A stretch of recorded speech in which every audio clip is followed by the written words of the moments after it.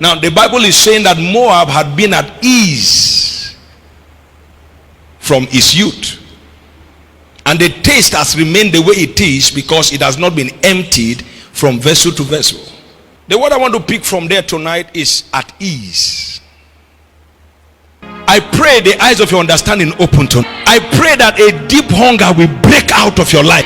I pray that you will understand that without the Holy Ghost you will just live a natural life. See, the supernatural can be activated in two ways, either by the devil or by God, and you have to choose one. There's no neutral ground.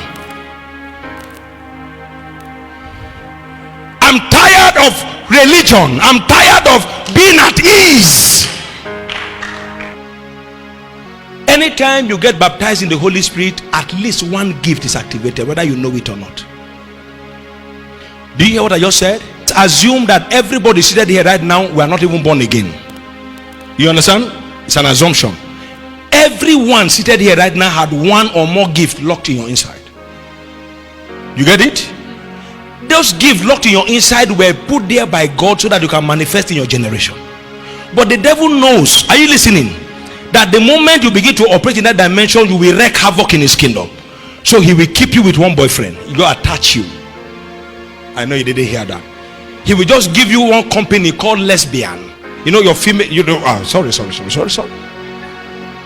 okay. You see, you are too holy. You know, you came from a Christian home, and there is no good to them to see you with a boy or see you with a girl kissing yourself and all that stuff. But just be masturbating. Nobody knows about that one. I'm not in the right place. The devil knows what to do to keep you, and you must be determined to break out of it tonight. Jesus spoke to them. He said, pray that you enter not into temptation. That is Matthew 26 from verse 40. He said, why? He said, for the spirit is willing, but the flesh is weak. What quickens your flesh is prayer. And it's not, Heavenly Father, I thank you for today. It quickens nothing. Are you listening to me? What quickens your flesh and raise it above the limitation of humanity is praying in unknown tongues. It's like kicking a generator.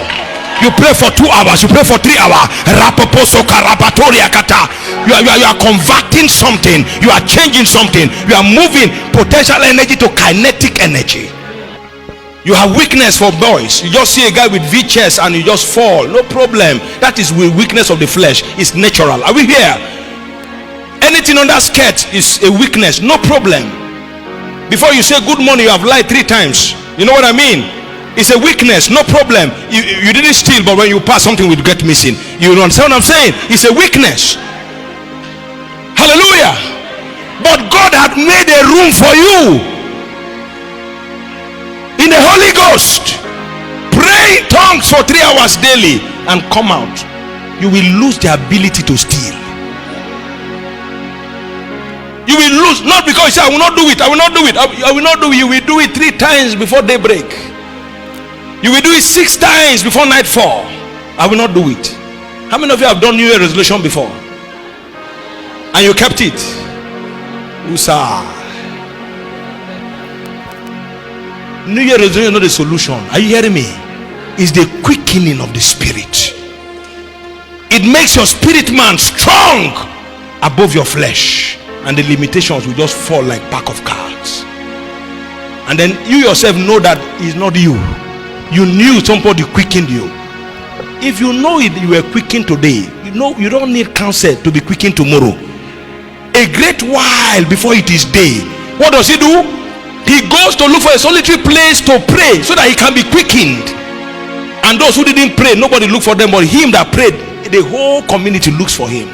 May you begin to pray after today. May the community of your environment begin to look for you in the name of Jesus Christ.